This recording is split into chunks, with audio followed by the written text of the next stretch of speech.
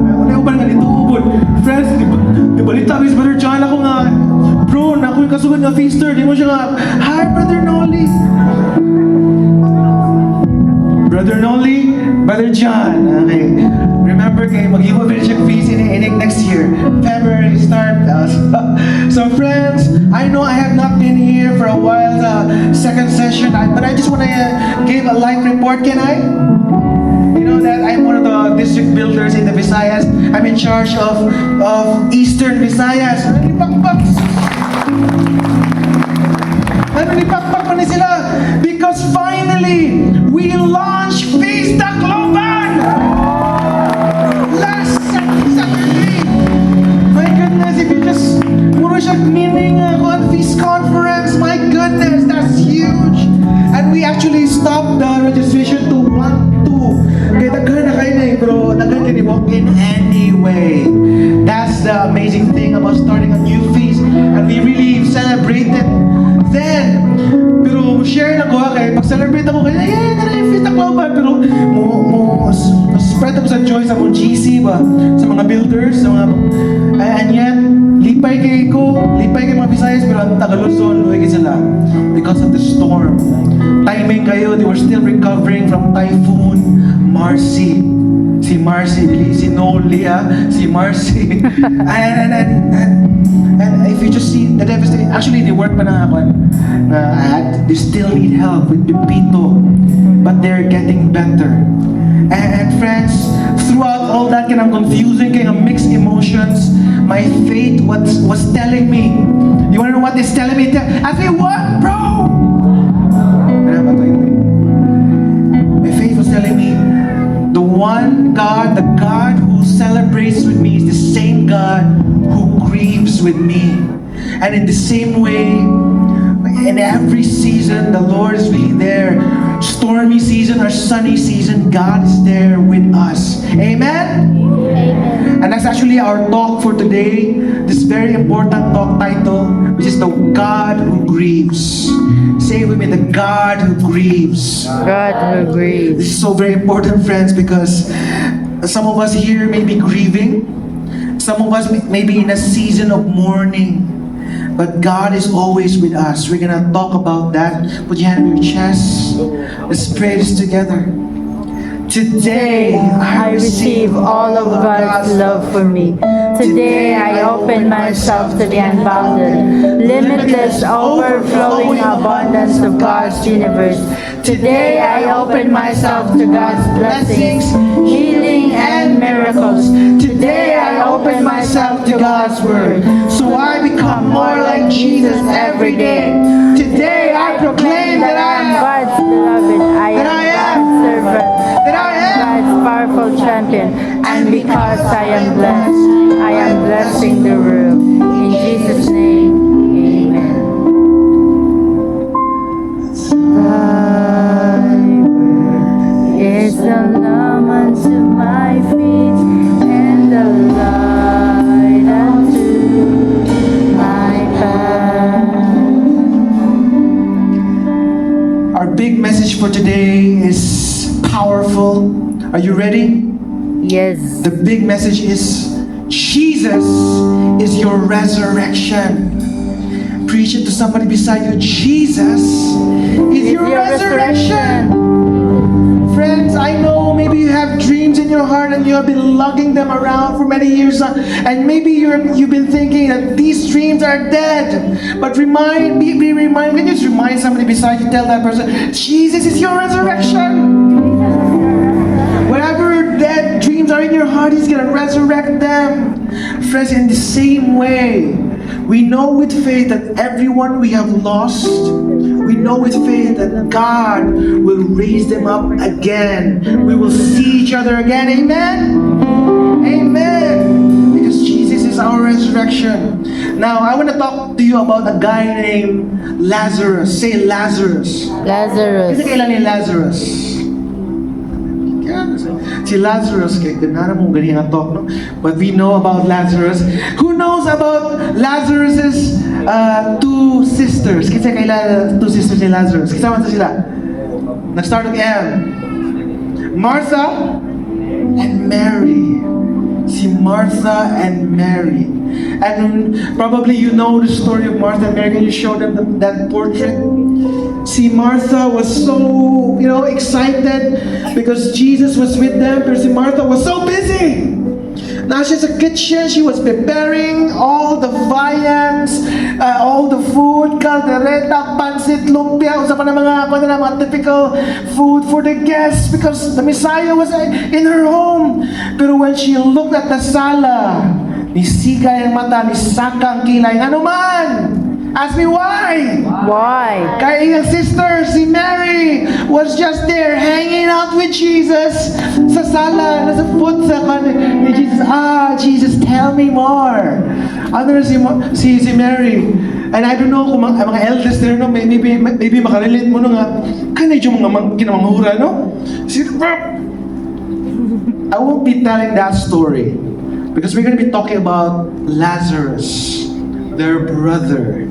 And I want us to read this together. This is powerful.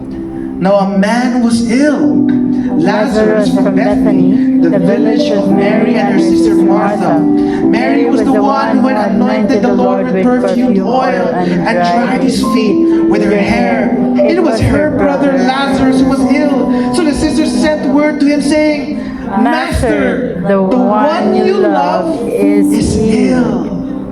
Say the one you love. The one you love. Paingon ako, one you love, na nilog away ang sister na, kanagabihan. So intimate. Do you have someone you call the one you love? Yes. Tapos yung reaction. Of course, I have someone, no? It's not Christian, it's not John. It's my wife, Michelle. She's a tech booth. And we all have, that's very intimate, reserved for someone really close to us. But Jesus is calling this, the sister of Lazarus saying, this is the one you love. He confirmed, but because when Jesus visited the grave of Lazarus, what did he do? Ask me what? What did he do? Jesus wept. Nihilak si Jesus. And not just any kind of crying. Kana yung weeping ba? Kana ugly crying ba? Kasi na ugly crying, kanang luha na, nanimuta, nanay ka ng sipono, magtultulo, kanapad yung lawa. That kind. Can you just imagine Jesus doon, kanang gwapo kaya now ni Jesus, weeping? They confirm pa dyan ang narito, mga eyewitnesses. They confirm, see how he loved him. Jesus considered Lazarus the one he loved. Friends, I will always remind you, kung come and sing a series, magbantay dyan when we read John. Because John is not your typical gospel writer. Magbantay dyan because, kan si John, why is siya? Because not only Lazarus, he also calls himself the disciple whom Jesus loved. Confident kasi John about that.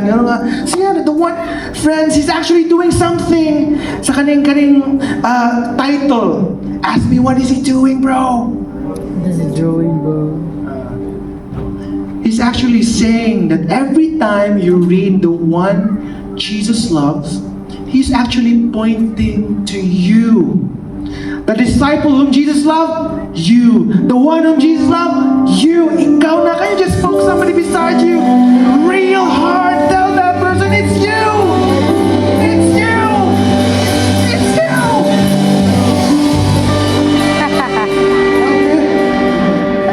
And this is something that we should remind us, friends. Now, every time we read about Lazarus, we have to see as ourselves in Lazarus. Ikanin mo si Lazarus, he is a placeholder for every follower of God, every follower of Jesus. So are you ready to know more about this? Okay, grabe with you guys. Can't you hear me when I call? Makibaw na kami. Is it true that you are thinking of me? Yeah, how you love me. It's amazing. It's amazing. All together. I am a friend of God. I am a friend of God. I am a friend of God. He called me friend.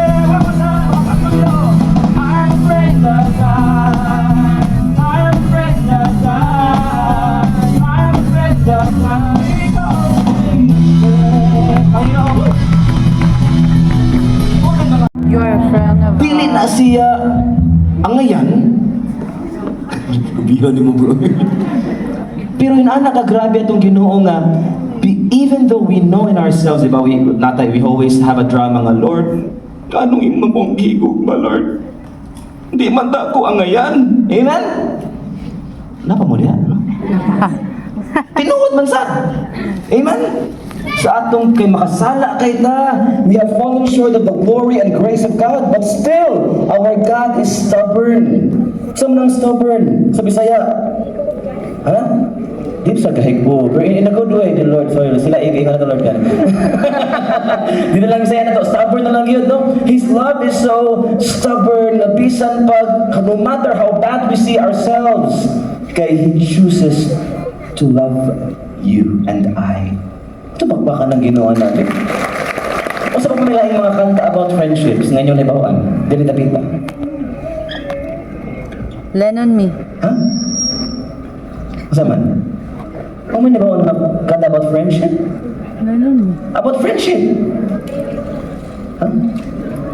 Ha? Wala yun! No, kuyawan nila dali. Dali! About friendship! Friend of mine. Sa may doon na. I've loved you for so long, you are a friend of mine. Wala kayo kung manggigil, umigol ka na. No, dili napitan. Actually, pag prepare nila, asay kanta ninyo, nga pang amigo. Ha? You got a friend. Mga last one nila, you got a friend. Mga title na ba? Masa pa, sabay mga kanta pang friend, ha? Ha? Ha? Sa title. You've got a friend in me. Ako sila isunod. No, kaya mo sa mga friend. No? Katong ganina nga, dito sa Brother Noli, it's you. Baby, it's you. You're the one I want. You're the one I need. You're the only thing I see. Come on, baby, it's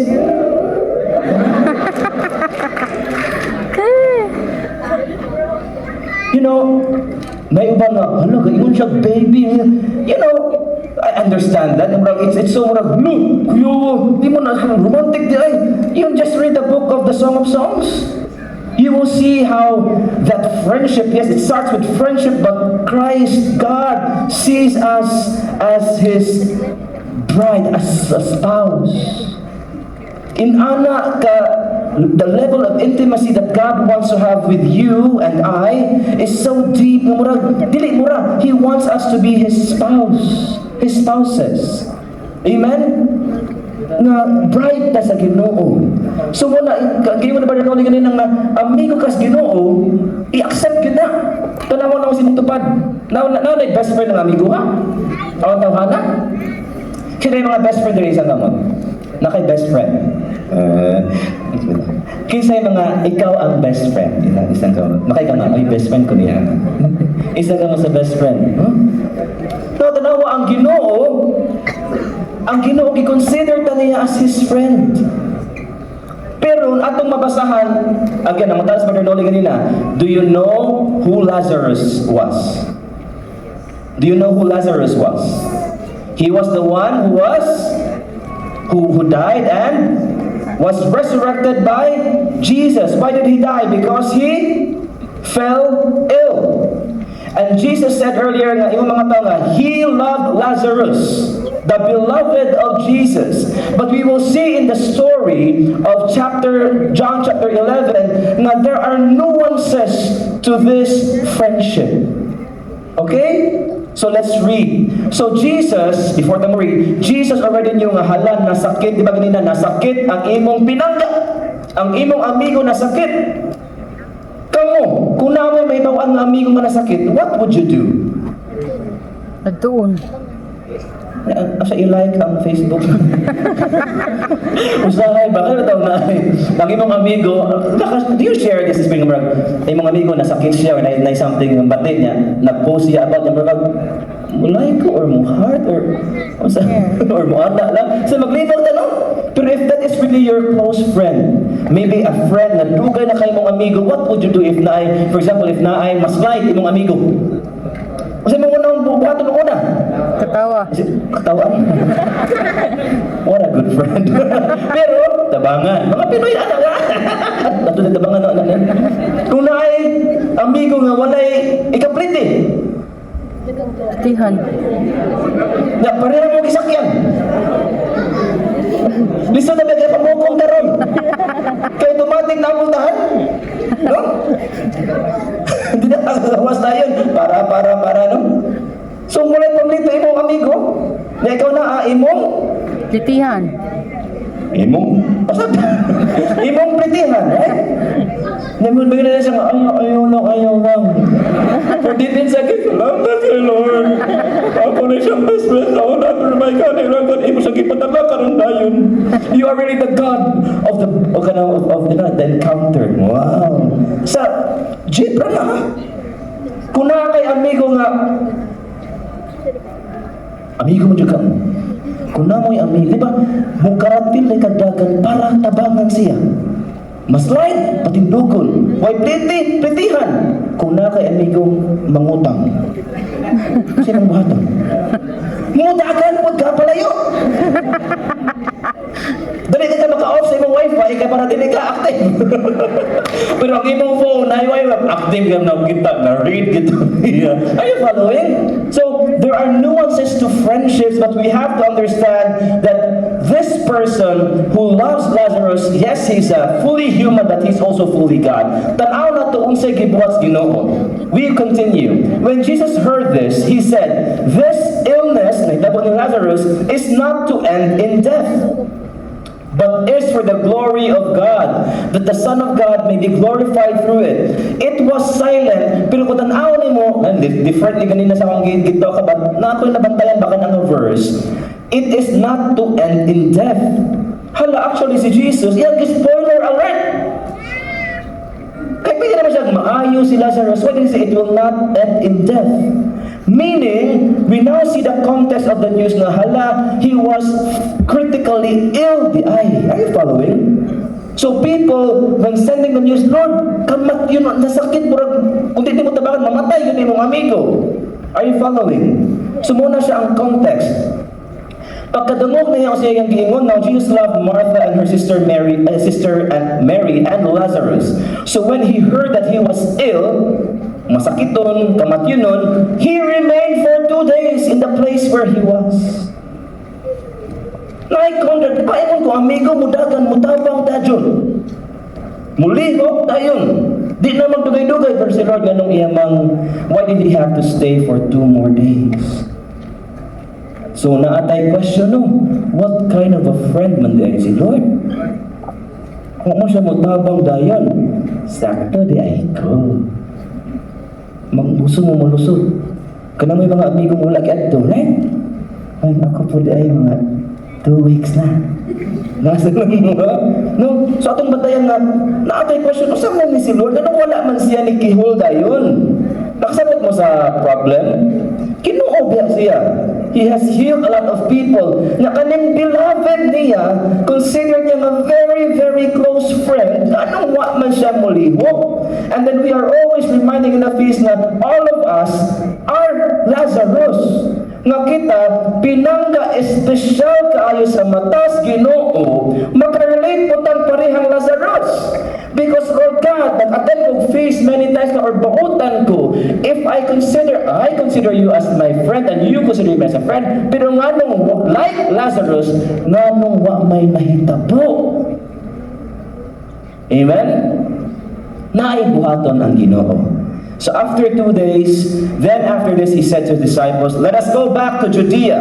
The disciples said to him, "Rabbi, the Jews were trying to stone you and you want to go back there?" Because if you remember, a few chapters ago, he was in that temple. Are you following? He did something in the temple nga nakapalakot kasi iya mga kontra. And then he said, "Huh? Mubalik dito because Bethany, where Lazarus was staying, was only 2 miles away from Jerusalem. From the temple, 2 miles, mga engineer, was pila na ka-kilometers?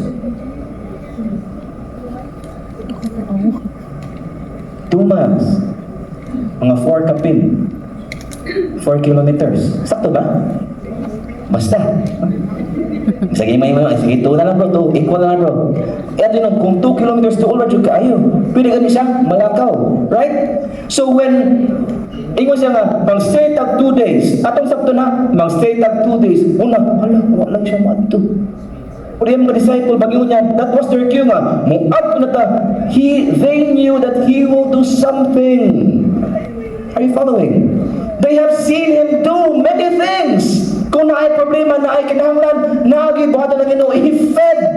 No, we saw the signs earlier. Turning water to wine, healing he does a lot of things. Karon lang ang problema kay nana siya yung mga kontra dito. And then when he said, let's go, hala. Kuyawan sila, that is why we read Thomas called Didymus say to his fellow disciples, let us also go to die with him. Patay kung patay, Lord. Adto ta. Kuyawan. Ask the person beside you, are you willing to die for your friends?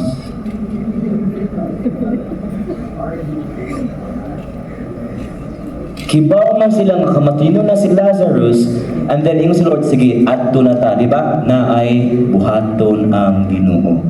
Ang context ani, they know na ay buhaton ng milagrong Ginoo. Kontra nila masuko. Usually sa Sabbath po niya buhaton, pinting suko ginag usa pa na asay ipangsulti nga makalagot. You are hypocrites. Lo kuyawa. Tanaw na silang tupad. No? May ganit na siya hypocrite. Are you following? So, in our Nazareth, they know that there was a real danger because if Jesus raises up Lazarus from the dead, it will also result to his own death. Ask me why. Why?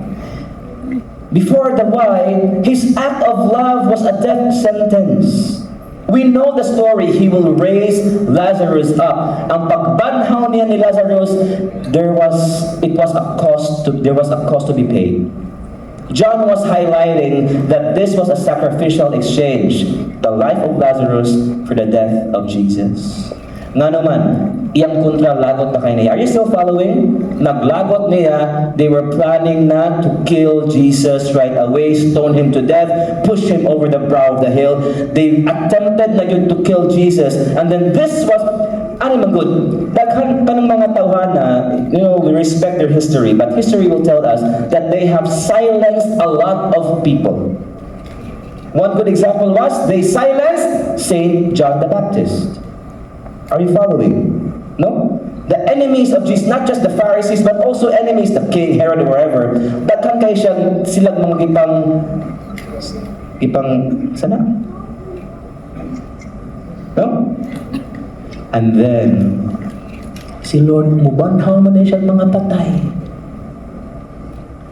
So say meaning, ana, kung makabanhaw siyang patay, katong mga ipang patay nila, pwedeng banhawon.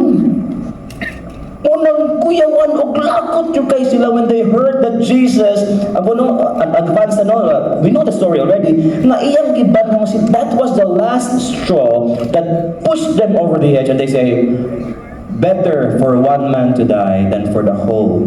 Are you following? So muna siya ang context, but let's remind ourselves that you are His beloved friend, amigo ka niya, and He did what He had to do because He loves you and He sacrificed His love for you. Are you following? Are you getting it? Yes. Padayon ta.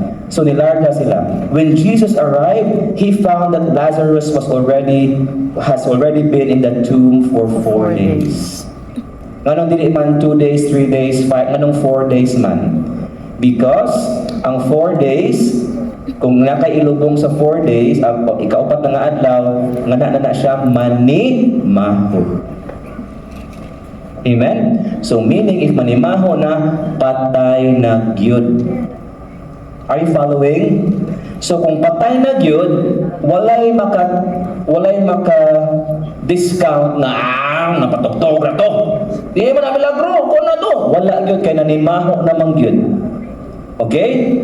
So when he arrived, verse 21, mo skip na sa 20, let's go to verse 21. Martha said to Jesus, because Martha, Mary already knew that nana si Lord, but Martha had to go ahead and meet Jesus ahead. And he said, Lord, if you had been here, my brother would not have died. Lord, kung naabot na dyan ka on time, buhit pa si Lazarus. Hala. So we will put into question the promptness of God. Is God late? Do you believe that God is late? No. Marami mo convinced. Do you believe that God is late? No. Sure mga no. Yes. We have all experienced na yan. Nga natay, Lord. Ha? November 11 ha? Mao ni akong ugma Lord God na yung mga CE dali Lord God ugma. Mukuan mi Lord, mo board mi Lord. Deadline ugma. Ano yung uban nga di man makapasal? Uban lang. So, Lord, wala lagi ko ni late day si Lord. Late ba si Lord? No. Katong inyong mga 10 years nang wala pa yun hitabo. Ang saan naman dito? Sure mo mong dili late si Lord. Do you honestly believe in your heart na dili late si Lord? That God is on time? Yes. Sige. I'll trust you. God is never late in your life. He will show up at the right time because again, ingon siya sa sugod nga naa siya'y purpose nga nung gi-allow niya ang nahitabo ni Lazarus. So siya'y purpose nga makita ang iyang himaya, ang iyang glory. So let's go now to verse 20. When Martha heard that Jesus was coming, she went to meet him, but Mary sat at home. Meaning, ani, you can love God with your own personality. If tiglihok you ka, love God with your activities. But if you are contemplative, naraka sa kwal si kakampo, love God as that person. Tell the person in that way. Tell the person beside you, be yourself. Be yourself. No? So, naatay skip na few verses, di ba na-meet na ni Martha si Jesus. And then, Jesus said something to her. Ato nang skip ka diyon kay moto siya ang pinaka-core sa message today. Let's skip those verses and then let's see what happened to Mary. When she said this, she went and called her sister Mary secretly, saying, "The teacher is here and is asking for you." As soon as she heard this, she rose quickly and went to him. When Mary came to where Jesus was and saw him, she fell at his feet and said to him, "Lord, if you had been here, my brother would not have died." Exactly the same line that Mary said earlier. Are you following? Lord, my brother would not have died. He said something, and then Mary met him, Lord, my brother would not have died. You know, the Bible authors use the tool of symmetry. Say symmetry. Masama lang symmetry, let's show the face. Ano ang symmetry? Di ba na ay tunga? So, to the right and left dapat mirror. No, kung na ay mata diri, di kita pwede dunggan, mata na siya diri. No, ang aping, same yun na, right? People are of the nature of symmetry. Normally, when we go out from our mother's womb, we are in symmetry. Now, if there are people who are not in symmetry, that only means that something happened. Okay? But all of us are in the nature and for the nature of symmetry. That's it. So what was happening here? John was writing in a very amazing way. Na kung tanaw ni mo hala, symmetry lagi siya. Tanaw na let's show that diagram, no? Kay mo akong skip na ang ato ang pinakatunga. No? Nasa tunga ang iyang main point. That's na matanong na A, B, C, B of A. Ang A mirrors both, no? Sa sugod o sa last verses, verse 46, it mirrors the A sa start. Ang B also mirrors B. Unya ang C ang pinaka essence or pinaka-importante nga gisulti ni Lord. diha, no? So atong mabasa diya sa B, Lord, if you have been here, my brother would not have died. Sa B po sa later, Lord, if you had been here, my brother would not have died. Same. So John was inspired by God to write in this way. Kay para to point to the center. Unsa may message ni Lord atong basahon. Verses 23 to 27. Jesus said to Martha, "Your brother will rise." Martha said to him, "I know he will rise in the resurrection on the last day." Jesus told her, "I am the resurrection and the life. Whoever believes in me, even if he dies, will live. And everyone who lives and believes in me will never die." Do you believe this? Crucial kayo ang tubag ni Martha. "Yes, Lord, I have come to believe that you are the Messiah, the Son of God, the one who is coming into the world." Jesus is saying to all of us, He is our resurrection. And in the middle of all the chaos, all the grief nga na-experience ni Martha o ni Mary, they met at the darkest moments of their lives, and that is where Jesus was. In their mourning, sa ilang paghilak, sa ilang paglitgo nga patay na gid akong brother, that is where and when Jesus made a very decisive move. And I know you experienced that, sisters and brothers, na kita po daghang mga tayo sa itong kinabuhi nga katong mga lisod kaayo nga ito ba gani nato nakita ng Ginoo. Do you believe that? Have you experienced that? Itong atong mga tayo sa marabutan o mga tangan na tag kusog nga napag na kusog. Amen? And Jesus knew na iyang banhawon si Lazarus. But we will read the scripture nga magkakot ng inana dayang Ginoo. Let's read that scripture passage where Jesus wept. No? When Jesus saw her weeping and the Jews who had come with her weeping, he became perturbed, he became troubled, and deeply troubled, and kanang marsyag naguol. He said, "Where have you laid him?" They said to him, "Here, come and see." And Jesus wept. When you suffer, God weeps.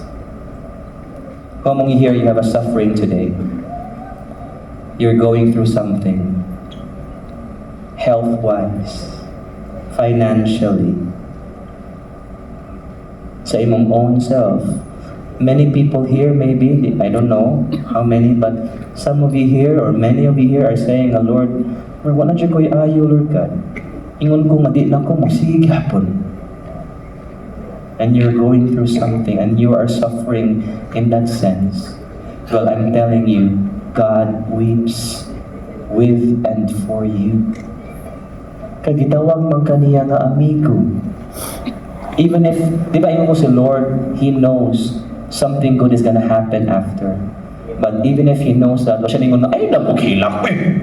Laghilak mo nga ako man ang banawag. Katawa na mo. Dili pwede. Ang Ginoo nato, grabe ka siya nga pagka-amigo. Bisag kibaw na siya usay may tabo after. Pagkita niya nga naghilak ang mga tao, Jesus went down to their level and cried with them.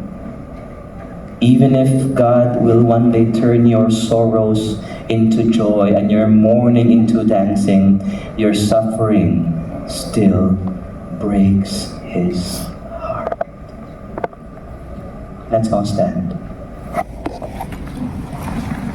Diba? Giroll nila ang stone, namatay si Lazarus, and then He said, Lazarus come out, and then out of the cave, Lazarus, no, na yung mga bandages na isa burial cloth na to, lakaw siya, nabuhi. Kanang nahitabo ni Lazarus is actually, more about a prefigurement of what will happen to Jesus. Not only similarities, but there are really big differences. Ask me, what are the differences? Lazarus died and was resurrected by Jesus. When Jesus died, He did not need anyone else to resurrect Himself. He, as God, was able to rise from the dead. People had to roll a stone for Lazarus to come out, but in Jesus' case, wala. Nobody. No? By His power, kay na roll ang stone. Yeah, people had to take out the bandages from the body of Lazarus. But in Jesus' case, pagsud nila, napilo na ang mga burial cloth. And we know, one day, Lazarus died again.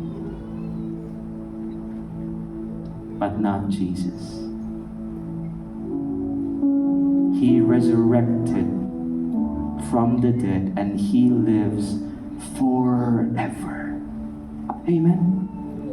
Unsa man ang point ani nga talk? Yes, Jesus is our resurrection. But God grieves. Kibaw man tang tanan nga good, everything will be good, right? But most of us are not yet there. Most of us are still suffering. Most of us are still libog na ginwa sa mong padong. Wa na mo'y kakuhaan o kusog. That is where God comes in. And in your darkest moments, God weeps with you. Na mag-inusara ra ka. You don't want people to see you weak, but then the times na mag-inusara ka ba, Lord, what na? Know that your friend is there. And then smile na ka when your family meets you. But when you're in your darkest moments, when you're so vulnerable and alone, your friend weeps with you. So don't skip the process. Weep. Because you will never be alone in your crying. Amen. That is when you will see the darkness amidst the light amidst the darkness. Ang imong amigo nga mamugos gyud. Lord, wa ko'y ayo. I love you. Lord, wa na ko'y I love you. Lord God, hawa na. I love you. Put a hand over our chest and worship God some more.